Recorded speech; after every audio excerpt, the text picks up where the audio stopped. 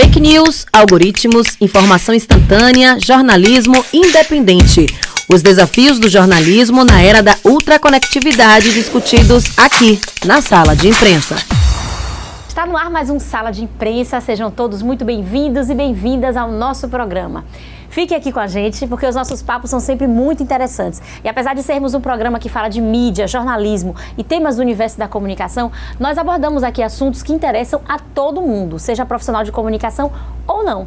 Hoje mesmo a gente vai falar de um assunto que está no nosso dia a dia. Quem consome os produtos das mídias em geral, TV, rádio, internet, jornal, já se deparou em algum momento com um tipo de violação de direitos humanos? Um não, vários. É aquele jornal impresso que, como muitos dizem por aí, você espreme e sai sangue? Isso aí. É aquele programa de auditório que ridiculariza pessoas com deficiência, aquele noticiário que mostra todo dia um corpo numa cena de crime. Enfim, são muitos exemplos que a gente vê tanto que acaba até naturalizando e não se dando conta de que são sim violações dos direitos humanos e, portanto, crimes. Para falar sobre isso, eu convidei o professor Dr. Geovandro Marcos Ferreira, da Faculdade de Comunicação da UFBA. Ele é professor do programa de pós-graduação em Comunicação e Cultura Contemporâneas e coordena o Centro de Estudo em Comunicação, Democracia e Cidadania, o CCDC. Dentro desse centro de estudo, ele mantém um observatório de mídia e direitos humanos na Bahia. E aí esse observatório monitora esses casos de violação. Seja bem-vindo, Geovandro. Que bom trazê-lo aqui no nosso programa hoje. Muito obrigado, é um prazer. Vamos bater um papo aqui um pouco sobre esse observatório. Eu queria que você começasse explicando, né, como é esse trabalho que vocês desenvolvem nesse observatório de mídia aqui na Bahia. Bem, primeiro vou situar como nós criamos esse observatório, o CCDC, né, Centro de Comunicação, Democracia e Cidadania. Muitas vezes os alunos chegam para mim, professor, a gente podia fazer alguma coisa com a sociedade e tal, e eu sempre embarquei de uma certa maneira na onda dos alunos. E nós criamos uma agência experimental para assessorar, ajudar os movimentos sociais, né, no tocante à comunicação, né? E também criamos esse observatório, esse centro de CCDC, de Comunicação, Democracia e Cidadania, falando, olha, a comunicação deve ser um serviço público, né? Em alguns países, por exemplo, europeus, eram todos ligados ao Estado, depois que foram privatizados, né? Aqui não, já começou privado, né? Mas você tem que ter a concessão, porque é um serviço público. Sim. Mas a gente vê tanto situação, né, controversa, né, que a gente fala, como poderemos ajudar a melhorar, a monitorar essas emissões? E foi a partir daí que nós começamos, não somente sozinhos, mas com ONG, a CIPO, né, que é uma organização de comunicação, mídia étnica, né, que é uma outra ONG, né, ligado também à comunicação, e começamos a monitorar. No início tivemos o apoio da Fundação Ford também, e foi um trabalho muito gratificante, né, porque a gente fazia cada ano não só o monitoramento, mas pegava os nossos relatórios, sentava com o Ministério Público, Defensoria Pública, e falava, olha, o que nós podemos ajudar para que saia dessa situação, uma situação que expõe pessoas, como você colocou na abertura, Isabela, né? Expõe crianças, né? Expõe pessoas mortas, né? Em vez de ajudar, prejudica, né? A gente pode olhar muito para a mídia e falar para onde está indo a nossa cultura. É esse tipo de convivência que a gente quer. Então foi a partir daí que nós criamos esse CCDC. Sim. E vocês então mantêm esse ritmo de fazer um relatório anual e levar para o Ministério Público? Isso. Aí logo no começo nós começamos, no início nós começamos a analisar a televisão, porque a gente viu na hora do almoço aquele exposição, isso me fez lembrar quando teve a Copa do Mundo, né? Sim, sim. Entrevistaram alguns estrangeiros, se gostaria de morar aqui ou não. Um falou uma coisa que eu não esqueci, por isso que eu vou falar até aqui. Falou, eu não quero criar meus filhos vendo esse tipo de televisão. Meu Deus. Então, aquilo eu falei, olha só o que ele observou, né? Emissões, essas, né, que degrada a condição humana, né? Então, a partir dali, nós falamos, nós podemos fazer alguma coisa, vamos atrás. Depois, também cobrimos os jornais, né? Porque o jornal, Isabela, tem um negócio muito interessante. A gente vai lendo automaticamente, mas muitas vezes, você pegando a distância e analisando as matérias, você fala, oba, isso aqui tem que mudar. Só vou lembrar um fato, um episódio, uma vez lendo uma matéria de estupro, né, estavam 2 namorados, 2 adolescentes, aí chegaram, estupraram a menina, e a matéria era falando do sofrimento do rapaz ver aquela situação, e não a situação da mulher. Gente. Então, isso aí é outro aspecto, né? Você entender na construção discursiva, que nós chamamos, né, para quem está sendo direcionada, para quem está sendo sensibilizada, porque muitas vezes nós construímos uma matéria que nós despertamos uma sensibilidade acerca de alguns aspectos, de outros não.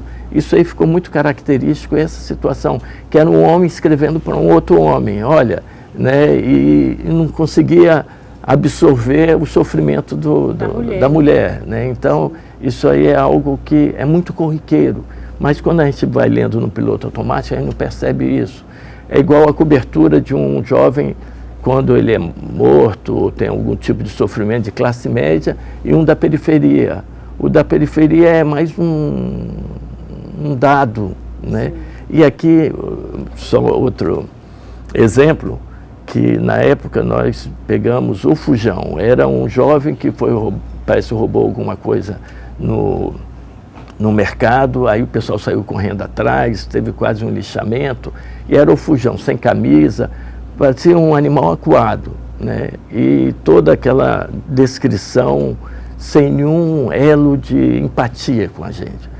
E, ao mesmo tempo, teve uma acusação de um estudante de medicina que praticava pedofilia. Aí falava, ó, a mãe é enfermeira, o pai médico, ele estudou em tal colégio. Isso tudo cria um elo. Esse é um dos nossos, compreende? Sim. E você cria uma sensibilidade. Humaniza mais, exatamente, né? O outro, estou pegando 2 casos, que isso aqui é muito mais grave do que o outro que roubou uma fruta para mostrar que muitas vezes o outro vem desprovido de qualquer empatia que você cria. E é esse tipo de construção que a gente fala, não pode. Você não constrói uma nação, você não constrói solidariedade fazendo 2 pesos e 2 medidas. Para quando tem alguém da classe média, você se sensibiliza, e o outro é mais um número, né, de alguém que padeceu. O senhor falando aí, eu me lembrei, quando eu estudei Relações Públicas, que antes de fazer jornalismo eu fiz Relações Públicas, a gente tinha uma matéria chamada Comunicação Comunitária, que era justamente para dar esse olhar para a gente, de não reproduzir estereótipos, estigmas, não reproduzir preconceitos, porque no caso o RP ele produz releases para a imprensa, né? Então, assim, para a gente não reproduzir esses olhares já viciados, né, cheios de preconceito, no material que a gente fosse produzir institucionalmente, entendeu? Para mandar para a imprensa. E dentro do curso de jornalismo, quando eu fiz, eu não tive nenhuma matéria semelhante. Hoje tem? Como é que está isso? Tem. Você tem a ACCS, é tipo uma ação comunitária e social, que são matérias optativas. Aí depende muito do que o professor vai propor. Em geral, propõe alguma coisa ligada à atividade de extensão ou de pesquisa. O CCDC, por exemplo, né, quando nós criamos, porque eu dou aula de uma matéria mais teórica no doutorado, né, no programa de pós-graduação. E aí é uma análise semiótica do discurso da mídia. E aí eu falei, poxa, isso aqui é interessante, o aspecto teórico, mas a universidade ela funciona a partir de um tripé: ensino, pesquisa e extensão. Eu nem gosto da palavra extensão, né, porque dá a impressão que a gente tem um saber científico, a gente vai estender ao outro. Mas você tem muitos saberes na sociedade, né? Eu me lembro quando José Saramago ganhou o Prêmio Nobel de Literatura, ele abriu o discurso dele falando: a pessoa mais inteligente que eu conheci na vida era um analfabeto, e ele começa a falar do avô dele, né? Então tinha um saber, como hoje nós estamos vendo a importância que tem os saberes dos ancestrais, a ancestralidade africanas, indígenas, e como isso aí é importante. Talvez a palavra poderia ser cooperação, né? E não extensão, né? Então, né, a partir dessa estratégia de análise semiótica, eu falei, como nós podemos fazer uma análise, mas a partir do pequeno, do marginalizado, né? Hoje você tem a população LGBT, né? A população negra, né? A situação de mulheres. Então, a partir dessas populações aí, a gente fala como a gente pode humanizar a comunicação, como humanizar o discurso. Aí você pergunta, é verdade, né? A mídia, ela expressa essa violência, etc. Mas uma coisa, Isabela, a gente pode ver, a verdade é que é alguma coisa muito mais ampla.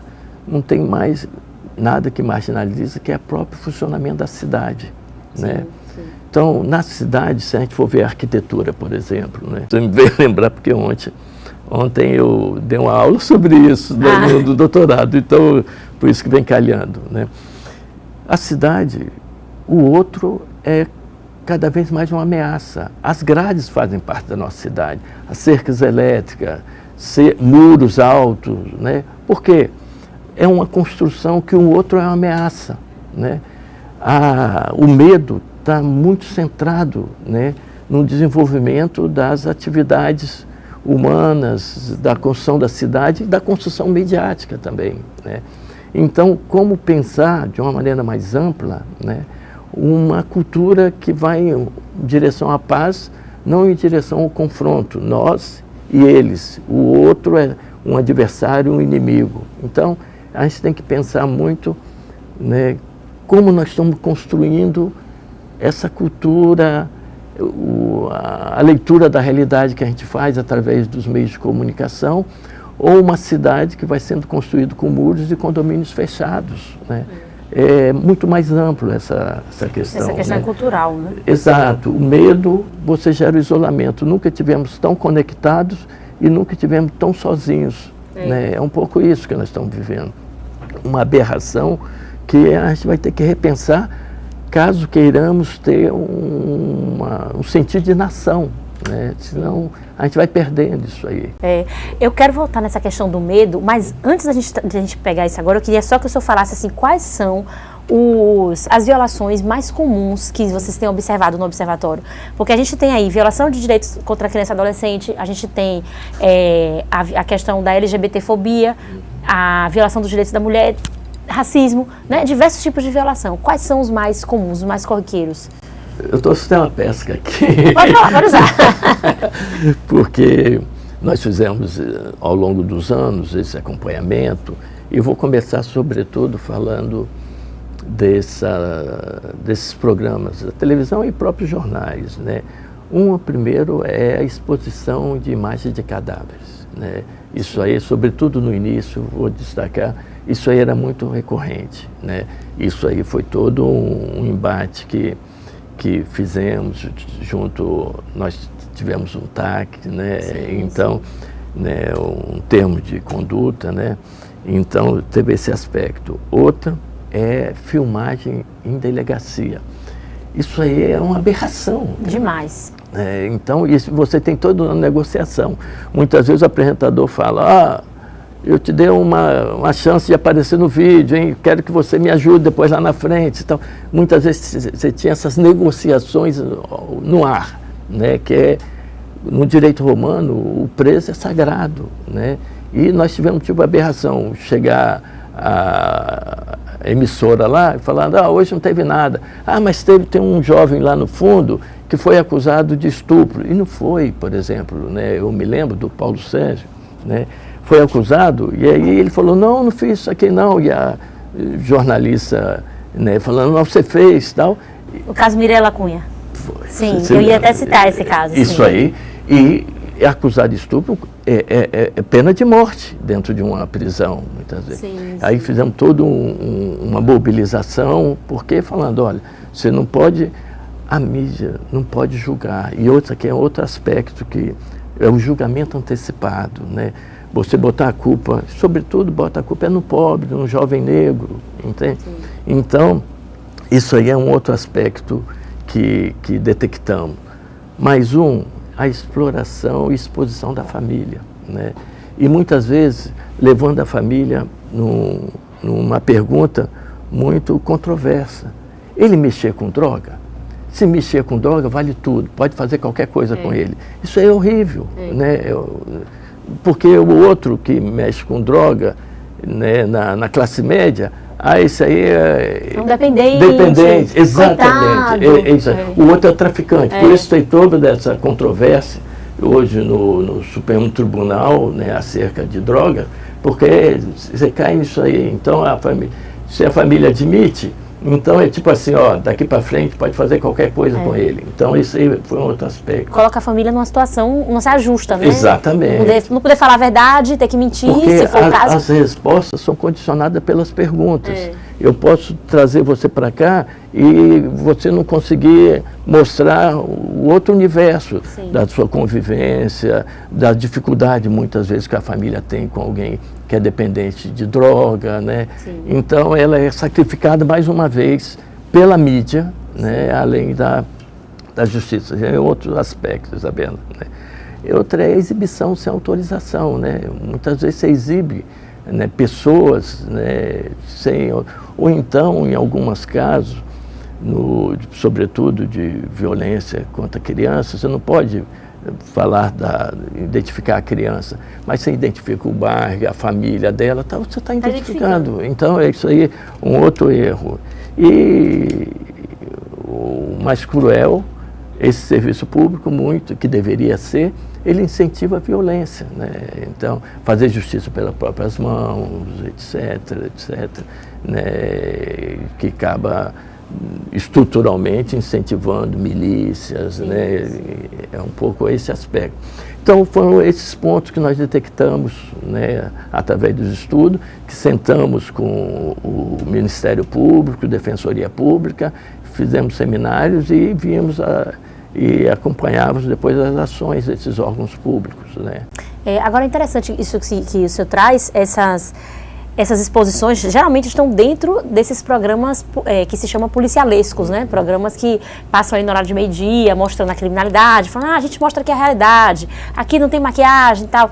E eu, por exemplo, observo muito assim, esse discurso de fazer justiça com as próprias mãos, ele tem uma popularidade muito grande, né, entre as pessoas, especialmente as que são menos escolarizadas e tal, e que acaba reverberando com esses meios de comunicação ali, batendo aquilo todo dia. E não é à toa que a gente foi parar onde a gente foi parar, né, elegendo um presidente que tinha esse discurso, né, de bandido bom é bandido morto, e aí... Desde que não seja bandido amigo, aí não vai... E nem o filho, e nem o bandido filho. Então, assim, eu queria que o senhor falasse um pouco sobre essa questão dos programas policialescos. Eles estão muito ligados a essa questão de violação de direitos humanos, mas essas violações não estão só dentro deles, né? Existem outros tipos de programações dentro da TV e nos próprios impressos também que promovem, né? Você poderia falar um pouco sobre esses outros?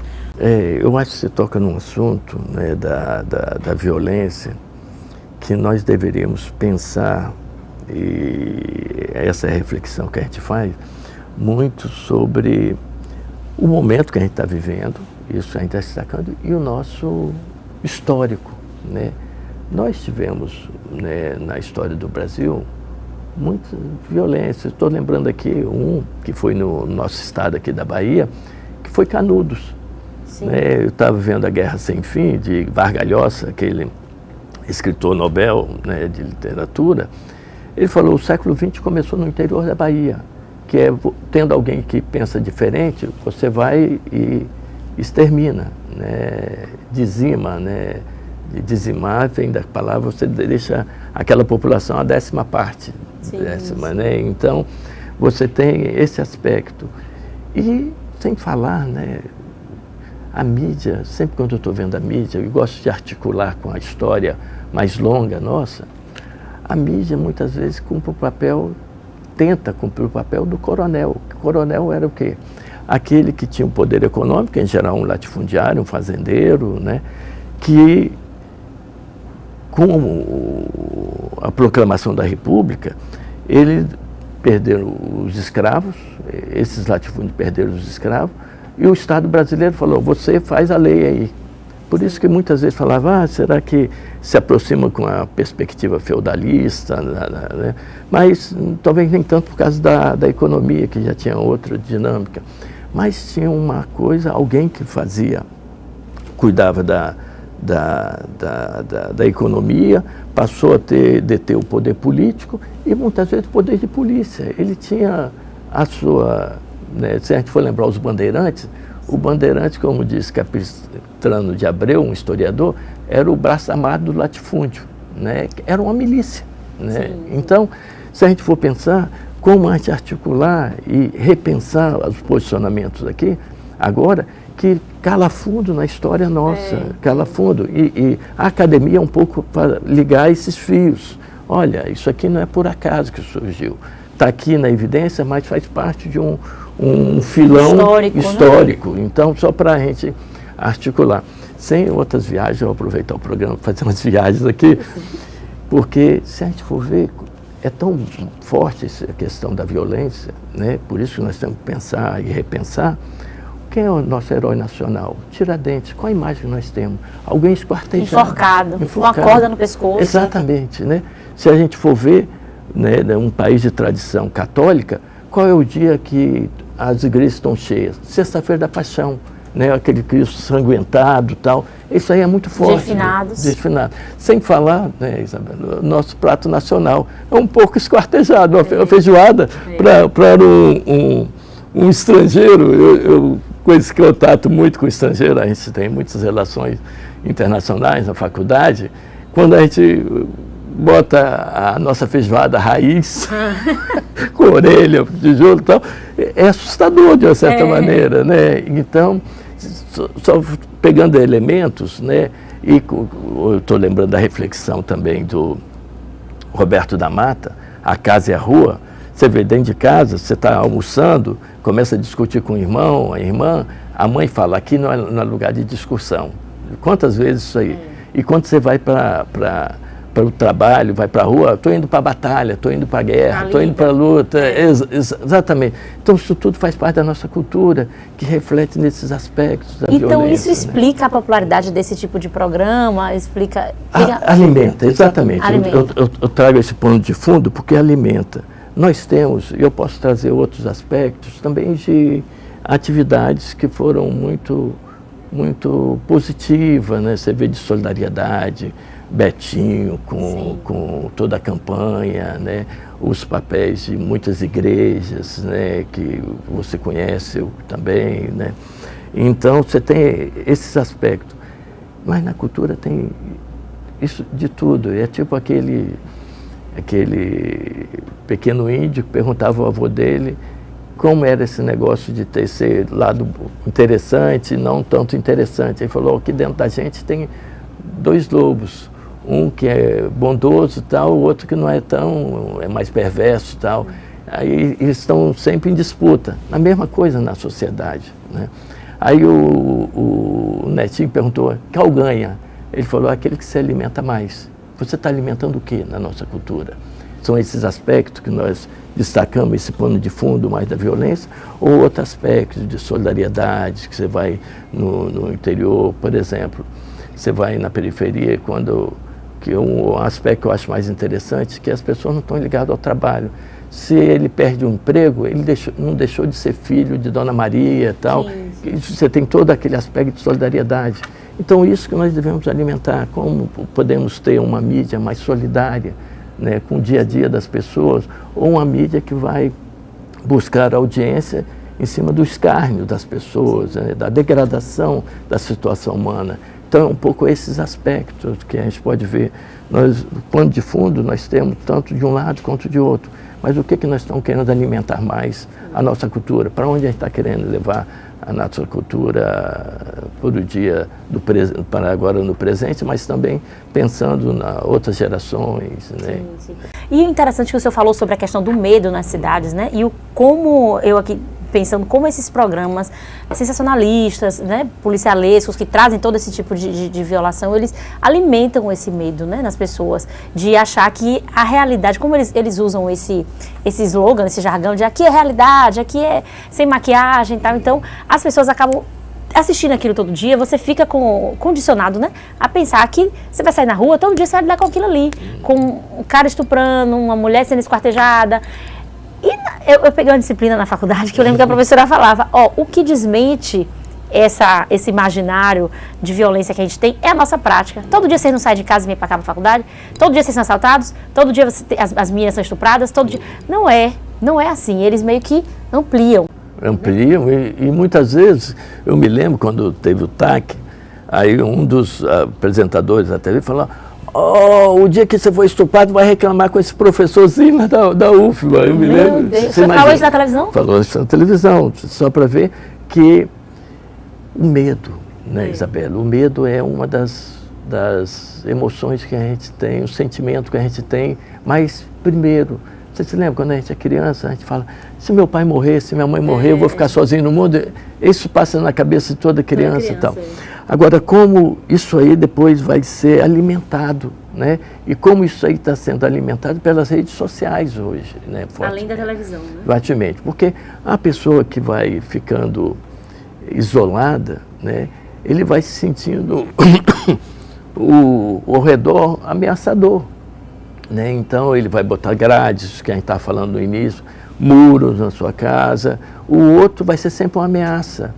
E isso tem dividendos políticos, tem dividendos, né, que as pessoas que aproveitam, midiáticos, sim, né, sim, que aproveitam dessa situação de fragilidade, porque está tendo uma erosão dos laços sociais. Né?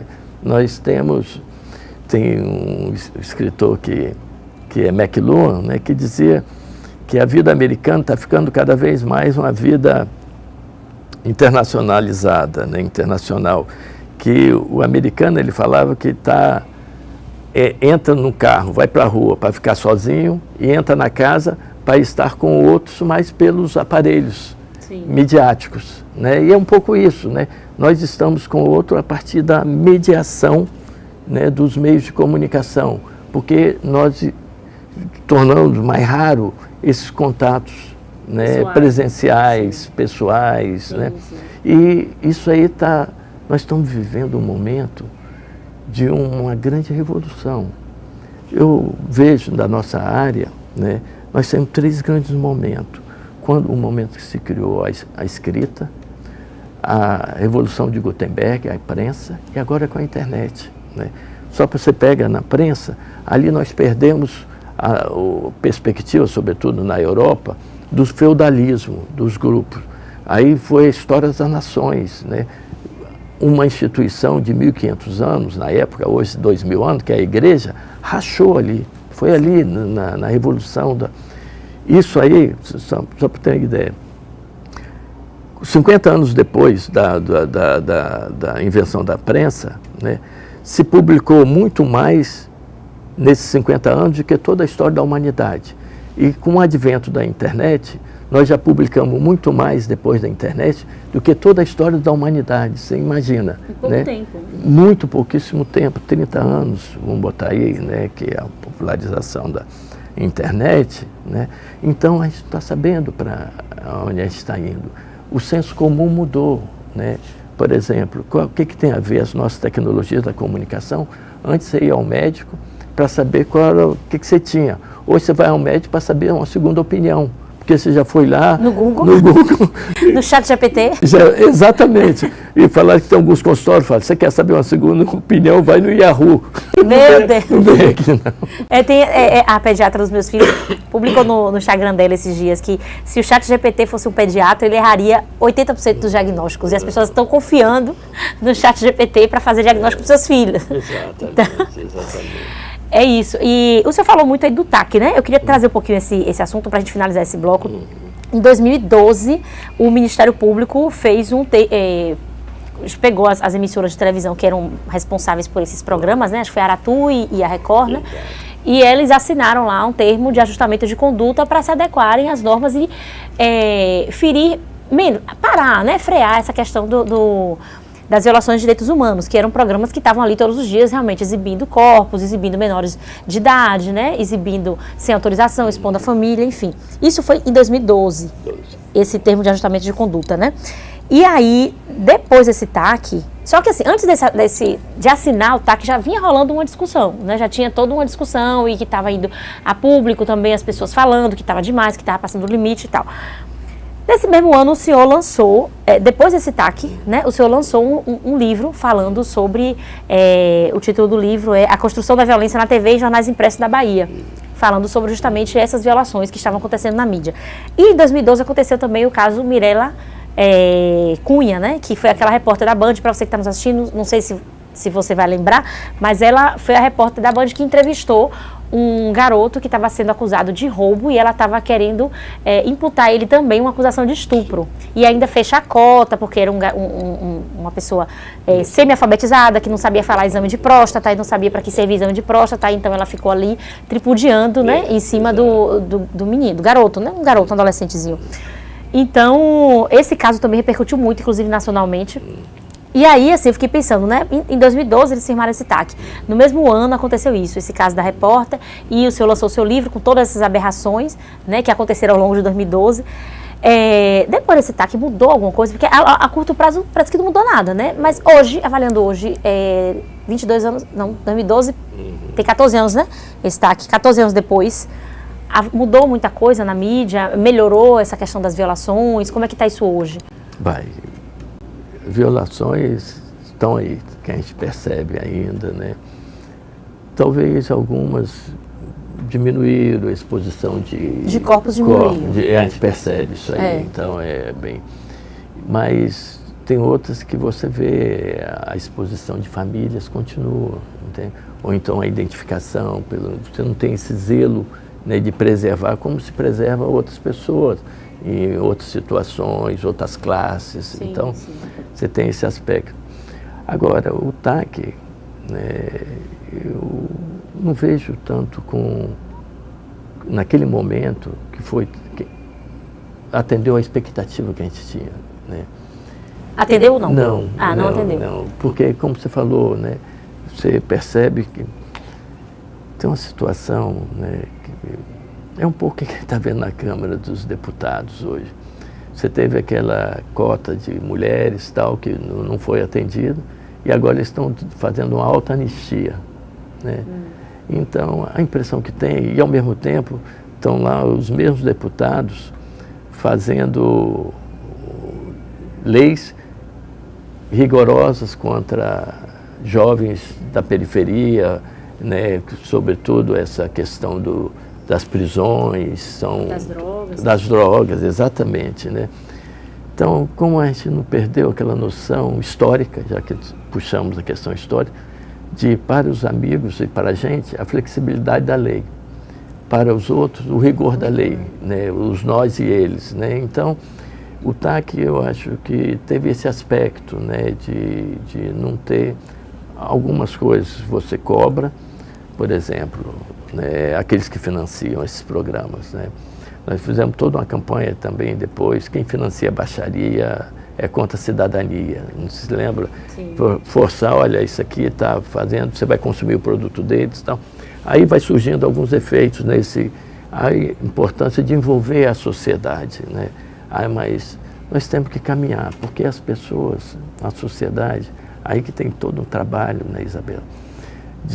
As pessoas são mais sensíveis às políticas ligadas à educação, aos direitos sociais, né? A questão econômica, o emprego, a saúde. Mas como hoje, cada vez mais, a política pública de comunicação, ela vai se tornando fundamental para a cidadania, né? Porque hoje ela é fundamental para a sua participação na sociedade. Então, por isso que eu acho que, lembrando Paulo Freire, a importância de a gente fazer um grande mutirão, né? Porque muitas vezes a pessoa pode ser instruída, mas ele é alguém analfabeto em relação às tecnologias da comunicação, né? Então, você vê muitas vezes colegas mesmo, isso aqui, mas eu falei, isso aí é fake news, tal. Mas alguém me mandou, foi um médico, um advogado, mas você tem essa falta de um letramento, né? Eu acho que isso aí é um grande desafio. Então eu diria, é importante o TAC, né? Mas tem que vir com outras ações, né, em conjunto. Por exemplo, nós fizemos, ao mesmo tempo que estava fazendo o TAC, acompanhamento de redações, levar esse estudo, falar com o colega, olha como se construiu essa notícia dessa maneira. Se fôssemos pensar à luz dos direitos humanos, como poderia ser essa abordagem, esse enfoque? Então, você tem um trabalho, e além da importância também na escola, de educação para as mídias, né? Sim. Porque a gente conhece muito a realidade através das mídias. Pega o dia a dia nosso, né? Quantos por cento a gente fica sabendo da realidade pelo contato direto e quantos por cento a gente fica sabendo através dos meios de comunicação, né? Todo o campo, uma sociologia do conhecimento, né? Aonde nós adquirimos conhecimento. A gente vai perceber que a presença da mídia é extremamente forte, né? Em algumas pesquisas mais quantitativas chega a 80%, né? Esses aspectos. Sim, tal. Sim. Então é importante o TAC, mas é importante essa mobilização em torno da sociedade civil, em torno das redações, dos profissionais, que aí você cria uma sinergia que vai nessa perspectiva de colimar, como diziam os antigos, os direitos humanos. É isso aí. E você que está aí em casa, não saia daí, já a gente vai continuar esse bate-papo, vamos ter que fazer um rápido intervalo, rapidinho, mas daqui a pouco a gente volta para falar mais sobre essas violações de direitos humanos com o professor Geovandro. Fique aqui com a gente.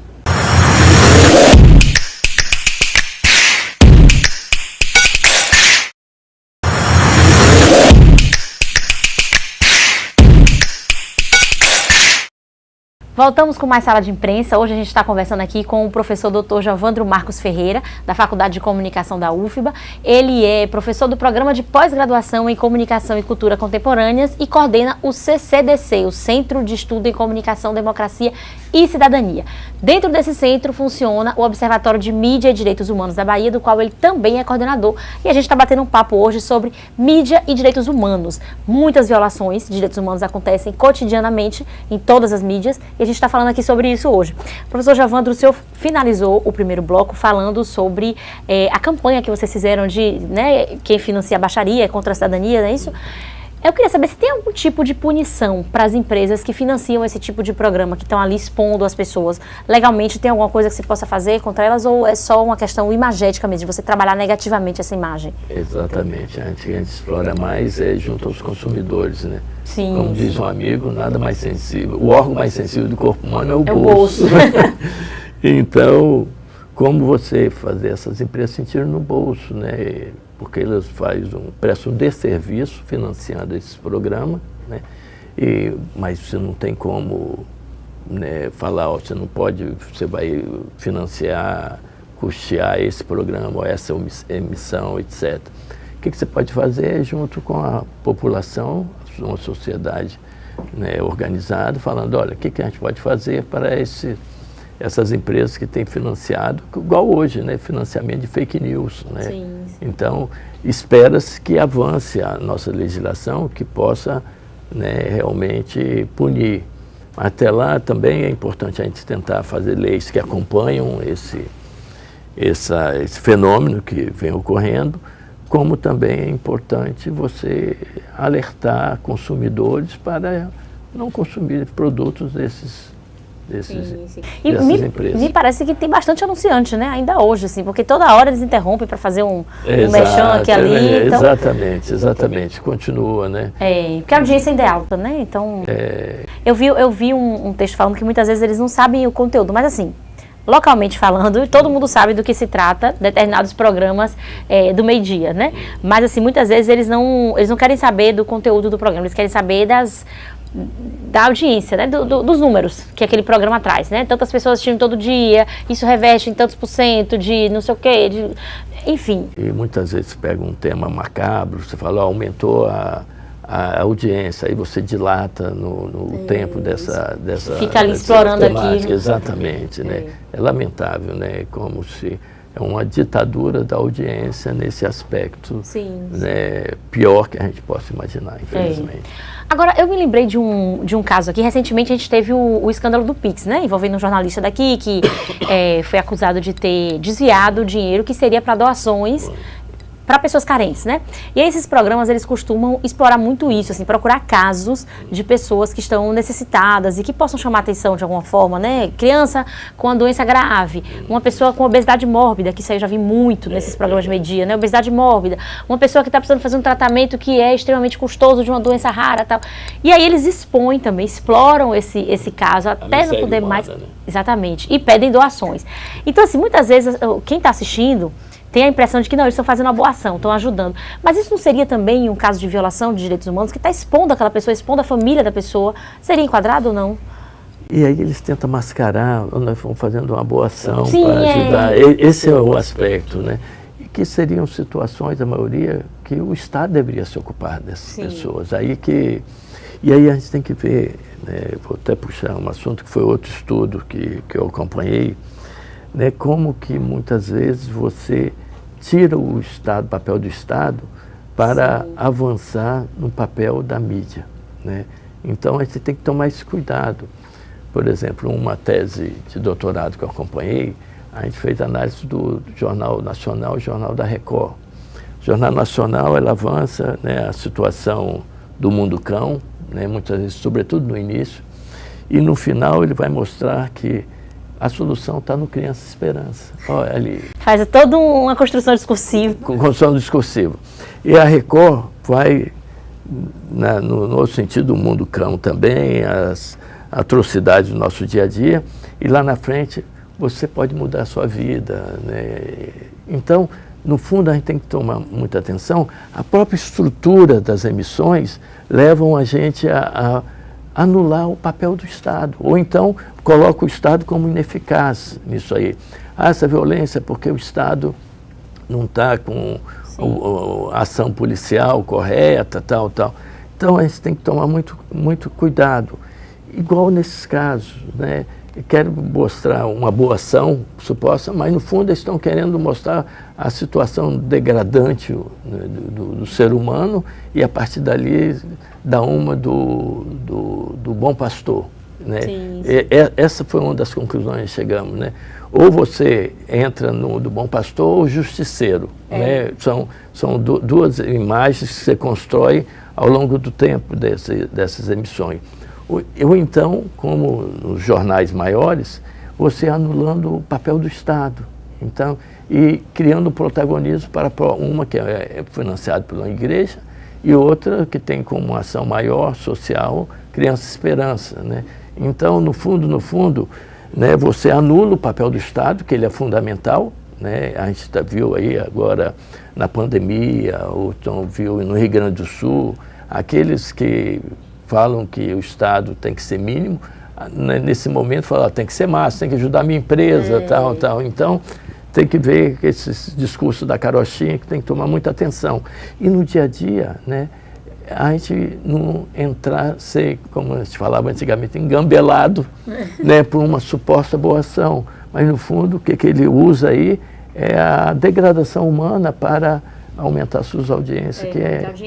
Ter lucro, né? Mais anunciantes, enfim. E a questão, a gente não pode perder que, se a comunicação é um serviço público, qual seria a melhor maneira de criar esse serviço para a população, né? Né? Qual seria a melhor maneira de nutrir nossa cultura, nutrir nossa maneira de ser, através dessas emissões. Isso aí é uma questão de fundo que a gente não pode perder. Os casos de obesidade mórbida mesmo, porque eu já vi vários, né, nesses programas, eles tentam fazer o telespectador pensar que a solução está em você divulgar o caso para que pessoas físicas, né, iniciativas individuais possam solidariamente ajudar. Tipo, vamos despertar aqui a solidariedade do baiano e tal. E em nenhum momento se fala que existe um tratamento para essas pessoas no SUS, né? Que tem algum hospital específico. Quer dizer, a prestação de serviço mesmo ali não existe. Não se diz, você pode ser encaminhado para tal hospital. Porque eu acho que talvez fosse mais útil eles usarem essa visibilidade para pressionar, né, os prestadores públicos, cadê a vaga? Né? Vamos aqui dar celeridade a esse processo, né? Porque fulano de tal está com uma situação grave, mas não fazem isso, eles fazem as pessoas acreditar que a solução é individual mesmo, é você ali pegando, doando, o outro doando, e aí... Aí como fica centrado no papel da mídia. Papel deles. Exatamente, e coloca um papel secundário quem deveria ser o protagonista dessa situação. Sem falar, né, você pega a questão da obesidade, me faz lembrar muito a importância do papel da boa alimentação, porque nós temos situações de fome e de má alimentação também, né, que é muito, muito forte. Tem a antiga cabala que diz que a gente conhece uma pessoa por 3 aspectos, né? A relação que ela tem com a boca, com o que ela come, com o bolso e com a raiva. Né? Isso aí é muito forte, né? Isso aí, a cabala é bem antiga, né? Então, né, a importância, eu ando em Salvador, por exemplo, como dizia um antropólogo, a pobreza é gorda, por causa dessa alimentação, né? Que é uma alimentação que muitas vezes não é sadia, né? Então, que papel, quando você pegou uma mobilidade, vou pegar isso aí, de uma educação, né? Porque a questão não é só se alimentar, mas se alimentar bem, porque hoje a gente sabe que boa parte dos alimentos são deteriorados em relação à saúde. Então é isso que a gente faz. Onde está o aspecto educativo, o serviço público da mídia, né? Sim. Por exemplo, o fundamental são as políticas públicas. Nós trabalhamos, Isabel, na periferia, né, com muito grupo jovem.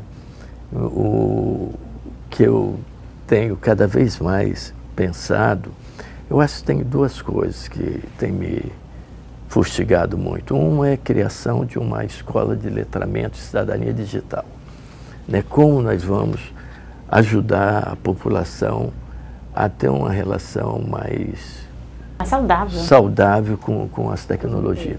Você imagina, né, o celular, a gente vai pegar uma geração aí, né, adolescente hoje, vão gastar na média de 20 a 25 anos da vida deles com o celular. Sabe o que é isso?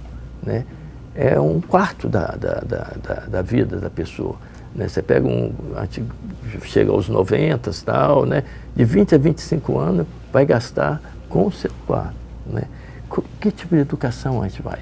A fake news é importante, mas fake news faz parte de um complexo maior, né? Que é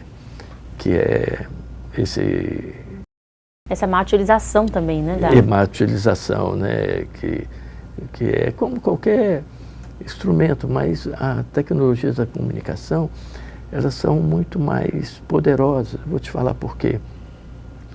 Porque elas são como próteses, como diz um teórico, né?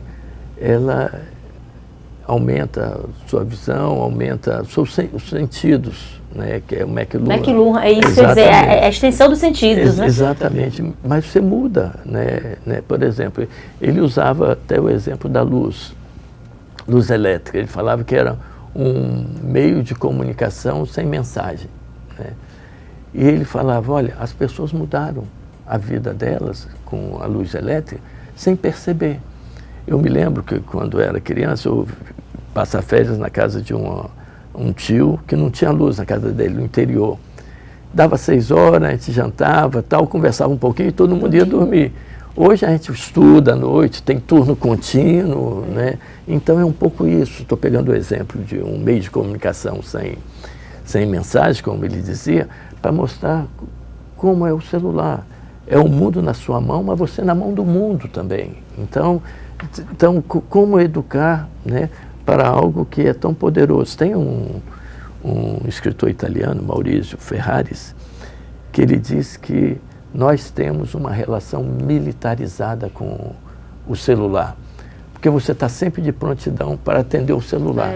como aquele militar que está sempre prontidão. Muitas vezes você vai à noite num banheiro, você tem alguma mensagem aí, então está 24 horas, né? Antes era para grandes ideologias que dizia que eu sou um comunista 24 horas por dia, ou então um hitlerista lá, que né, tinha todo o modelo de estar sempre de prontidão. Como hoje a gente está de prontidão por essas celulares, essas tecnologias da comunicação. É mesmo. E isso vai mudar, isso já está mudando, os comportamentos já estão mudando. E eu fico observando, assim, tem coisas que são simples, né? Por exemplo, enterros, eu fico abismada quando eu vou para o enterro hoje, tem gente tirando foto do defunto, uma coisa que não se pensava, não se fazia isso. Pelo menos eu não tinha conhecimento de... Essa vida selfie, né? Que está transformando, você vê, vocês trabalham aqui no parlamento também, né? A maior bancada é a bancada selfie, todo mundo está falando, né? Que todo mundo quer pegar uma para entrar nas redes sociais e tal. Como isso tem mudado, né? E por isso que é importante estar sempre acompanhando a reflexão de direitos humanos, tem mudado vários aspectos da vida, né? Sobretudo, você pega no dia a dia, no parlamento, se muda a relação da autoridade, né? Sim. Por exemplo, hoje um influencer, a palavra do influencer muitas vezes vale mais do que um especialista que passou a vida dele toda estudando aquilo, né? Você bota...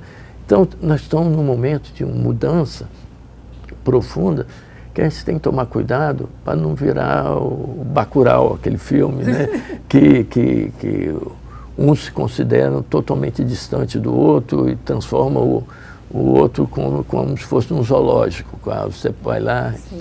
Então, por isso que eu alertei logo no começo aqui, o cuidado que a gente tem com como nós estamos construindo as nossas cidades, né? Como nós estamos construindo as nossas comunicações, né? Porque essas projeções que vai ser o amanhã da gente, né? Então, essa tem me preocupado muito, né? Essa maneira, Salvador, o que é Salvador do cartão postal e a Salvador invisível, né? Como estão sendo, uma vez eu me lembro, tinha alguém que foi, uma emissão que foi lá na plataforma, Fazenda Coutos, tal, alguém botou na placa: "Senhor prefeito, me trate como a orla".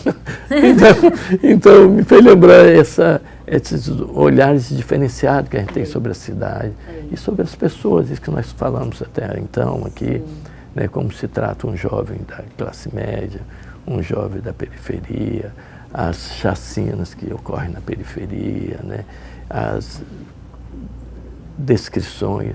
Porque, né, Isabela, as palavras não são inocentes. Eu me lembro, nós fizemos uma vez todo um barulho e um protesto para os jornais que pegavam e botavam na manchete: "Trombadinho invade um centro". Você chamava trombadinho, ou pivete, né? Sim. Mas ninguém chega em casa, né? Você tem filhos, eu tenho filhos. "Ô, meu pivetezinho, vem aqui no colinho do papai". Ninguém faz isso. Porque é uma palavra desprovida de afetividade, né? Então a gente tem que tomar muito cuidado, porque a gente usa para determinadas pessoas, seres humanos, criança no caso, né, uma palavra que a gente não usa para quem a gente tem afetividade. E aí vale tudo depois para fazer contra essas pessoas. Então as palavras, né, elas são carregadas de empatia, de antipatias, né?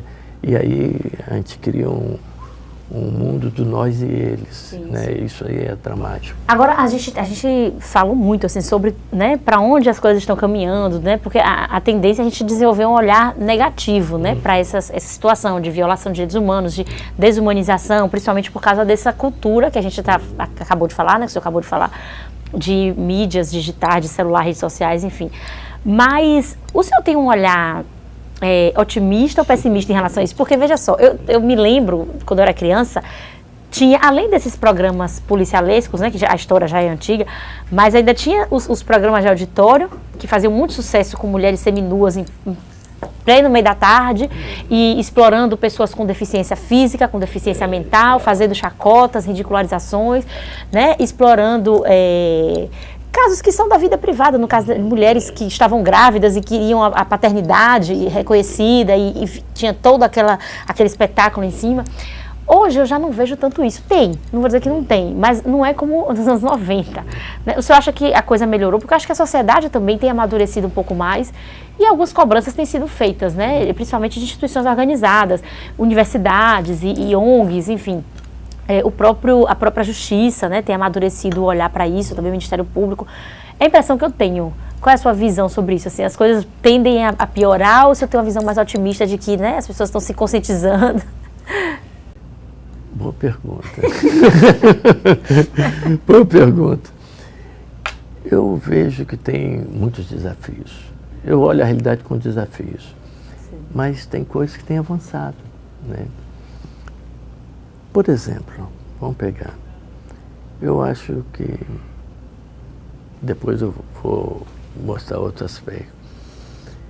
Eu acho que tem se desenvolvido um aspecto na sociedade de olhar certa diferença e falar assim, o que eu posso aprender com essa diferença? Não todo mundo, né? Nem todo mundo, mas tem.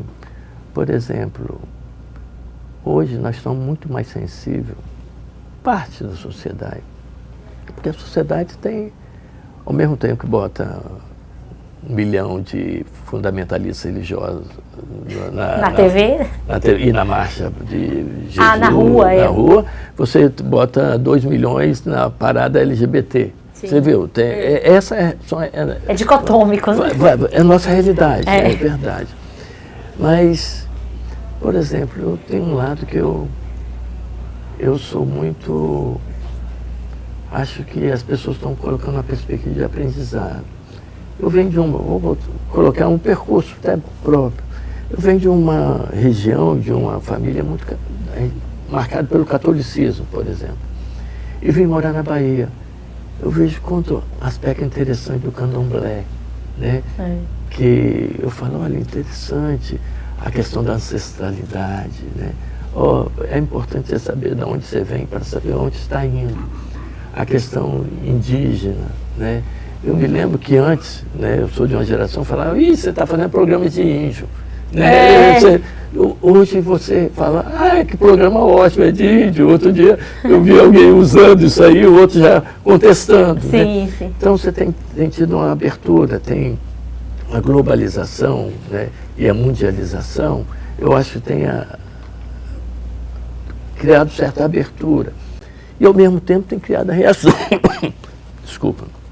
Uma reação, né? Porque o que é o reacionário? É alguém que olha pelo retrovisor e fala, aquela época foi melhor, a época da ditadura, a época da... Não é isso? Né? Então, porque, ao mesmo tempo, a abertura pode assustar também as pessoas, né?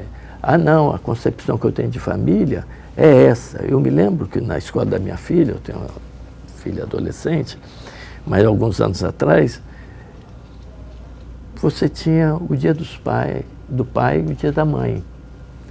Nós fomos contra um grupo lá e mudamos, falando como deve ser difícil para uma criança que não conheceu o seu pai, todos os outros estão festejando e ela dentro daquele meio. Ou vice-versa, né? Um que só conheceu o pai e não conheceu a mãe, ou tem 2 pais ou 2 mães. Sim, né? Sim. Então, por que não vamos fazer o dia da família? Cada um leva a família que tem. Você foi criado pela sua avó, leva a sua avó que vai lá e tal. Então, isso acabou sensibilizando outros pais, né? Então, tem esse lado também do avanço, né? E o lado que fica assustado e quer usar o retrovisor como parâmetro. Eu acho que tem esses 2 lados. Qual vai vingar mais? É quem a gente vai alimentar mais. É isso aí que eu volto àquele ponto, né, da criança e do avô. Sim. Sobre os lobos. Agora, uma outra coisa também que eu acho que muitas vezes, eu não sei se o senhor concorda comigo, eu quero ver sua opinião, precisa também de uma postura dos próprios profissionais da comunicação para mudar isso, né? E eu acho que a universidade, ela tem um poder direto de mudar isso, essa questão, de trabalhar essa questão nos estudantes de comunicação, para dali para frente, quando ele sair da universidade, ele não aceitar, por exemplo, determinados tipos de atividades. Eu conheço pessoas que, né, foram chamadas para trabalhar nessas emissoras sensacionalistas, né, e foram com medo. Poxa, será que vamos botar para cobrir cadáver? Será que vamos botar? A gente fica meio refém. E aí passa por toda uma questão da precarização do jornalismo, de a gente estar se sujeitando também a muitas condições de trabalho que são degradantes, porque se a gente não aceitar aquilo, a gente vai ficar desempregado, porque o mercado está muito ruim. Todo um histórico, né? O senhor acha que a universidade tem realmente esse poder ou é uma ilusão minha, assim, de investir na formação porque se todos os profissionais se recusarem a fazer esse tipo de cobertura, eles não vão achar quem faça, eles vão ter que se dobrar, ou é muito utópico isso que eu estou pensando? Eu acho um pouco voluntarista. É um pouco o quê? Voluntarista, né? Eu acho que a gente tem que criar uma cultura com mais sensibilidade, né? Eu vou te falar que é importante, que no meu modo de ver, é como nós vamos criar uma articulação. Tem a universidade, mas tem a ABI, tem o sindicato, tem a empresa. Sim. Como a gente cria, eu sempre digo, a comunicação ela se torna mais forte se os vários atores estiverem mais articulados. Por exemplo, uma vez nós fazíamos, nessa época aí, visita às redações e mostrava esses estudos. Um jornal, talvez não sei se eu devo citar o nome ou não, falou, eu acho interessante esses aspectos que estão fazendo. Vocês teriam alguém para indicar para a nossa redação, que vai estar sempre com esse olho, com esse olhar, né? Com esse olhar, tal. Temos. Aí foi até o Luiz Lacerre, vou botar o nome do jornalista, foi para dentro dessa redação para estar mais atento a esse aspecto. Isso aí, quando você começa a conjugar, né, os atores que formam esse campo, que nós chamamos da comunicação, pode ser interessante. Por exemplo, eu falei que ia ter uma reunião daqui a pouco com a ABI. Estou com a perspectiva de propor essa escola de letramento a partir da FACOM. O que nós criamos? Eu vou falar que foi um avanço, mas depois eu falo que teve retrocesso. Uma vez, né, na eleição de Jacques Wagner e Paulo Souto, vocês se lembram? Lá atrás, sim. Eu propus, na época eu era diretor, junto com outros colegas, né, vamos analisar o programa de comunicação desses dois candidatos. A visão da esquerda e da direita, muito idêntica, uma visão instrumental. É publicidade, é peças para elogiar o governo, aquele aspecto. Sim. Nós fizemos uma carta de proposição da sociedade civil para o estado da Bahia, né? Logo depois, Jacques Wagner ganhou surpreendentemente no primeiro turno, não sei se lembram, né? Ele criou um grupo de trabalho do qual eu fiz parte. Aí nós falamos, é importante a gente criar um Conselho Estadual de Comunicação, né? Que foi o primeiro do Brasil, que foi criado aqui. Qual era a visão? Essa articulação, isso que nós estamos falando, essa é a perspectiva. Mas, infelizmente, né, eu acho que poderia ter avançado mais, né? Ficou muito atrelado ao governo, eu acho, né? Sim. Então, poderia ter repensado a comunicação pública do Estado da Bahia, o IDEB e tal, né? O serviço, que tipo de discussão poderia mobilizar toda essa comunicação, como também que apoio poderia dar a rádios públicas, né, comunitárias no interior da Bahia. Só para ter uma ideia, Santa Lúcia, não sei se você já esteve lá, tem uma rádio belíssima, faz um excelente trabalho. Mas você tem todas as dificuldades de uma rádio pequena. Está numa região de mineração, onde tem a prostituição infantil, está lá combatendo e tal. Como a gente poderia ajudar uma rádio dessa? Até hoje fica meio solto, entende? Né, que a gente poderia, através de um conselho, ter pensado de uma maneira mais capilar, né, TV e rádios públicos do interior. Mas eu ainda acredito nisso. Gastei muita gasolina nesse conselho estadual, indo lá para o CAB. Né, mas eu acredito em ações desse tipo, né? Vamos criar uma escola de letramento digital, com talvez, sei lá, a Câmara dos Vereadores, tal, falando, ó, como preparar essa juventude. Todo jovem tem o seu celular. Como a gente vai educá-los para ter uma visão crítica na frente da tela e como atrás da tela também, né? Através de programas tal, que podemos mobilizar um bairro para políticas públicas, criação de creche e tal. Então eu acho que nós temos espaço e aí eu me torno otimista no momento que eu falo, olha, não é a educação que transforma o mundo. A educação transforma o homem e a mulher e o homem e a mulher transformam o mundo. É isso aí. Eu acho que a comunicação tem um papel cada vez mais importante nessa transformação. É isso aí. Que pena que nosso tempo acabou, professor Giovandro. Eu amo esse assunto, gostei muito de conversar com o senhor sobre isso, porque eu acho que é uma coisa que afeta muito o nosso dia a dia, afeta muito a forma como a gente enxerga, né, a nossa cidade, como o senhor falou, o mundo, e não precisa necessariamente ser dessa forma tão violenta, né, com a nossa população, com as nossas crianças, que são os principais afetados também, né. E que bom que a gente tem um observatório de mídia aí atuante na FACON, que está aí trazendo suas colaborações para a nossa sociedade. A última colaboração foi o estudo que nós fizemos sobre a morte de mãe Bernadette, né, que tem que ser repensado a cobertura. Nós estamos trabalhando muito em cima de acontecimentos, né, como se constrói o acontecimento, né, e que tipo de leitura você oferece de interpretação aos leitores, telespectadores e tal. E foi um estudo muito interessante nesse aspecto, né? Que como a imprensa tem que se capacitar mais para cobrir, né, determinadas ocorrências como essa, que são complexas, né? Com implicações diversas. Sim, com certeza. Obrigada, professor Giovandro, pela sua participação aqui. Queremos recebê-lo mais vezes, né? Prazer. E eu tenho certeza que esse programa vai conseguir ajudar muita gente aí a desenvolver um pouco mais de olhar crítico para o que a gente consome, né? Tanto na TV, como no jornal impresso, no rádio, na internet, enfim. Eu agradecer o convite e colocar à disposição. Pronto, muito obrigada. E você que está em casa, o nosso bate-papo terminou, mas se você quiser rever essa ou outras edições do Sala de Imprensa, acompanhe nossa programação na TV Câmara, canal 12.3 e na Rádio Câmara, 105,3 FM. Lembrando que nesse período, até as eleições, o nosso canal do YouTube está temporariamente fora do ar, para cumprir as normas eleitorais. Mas após esse período, você vai poder acessar o canal @TV e Rádio Câmara Salvador e ver todas as edições do Sala de Imprensa. Um abraço e até o próximo programa.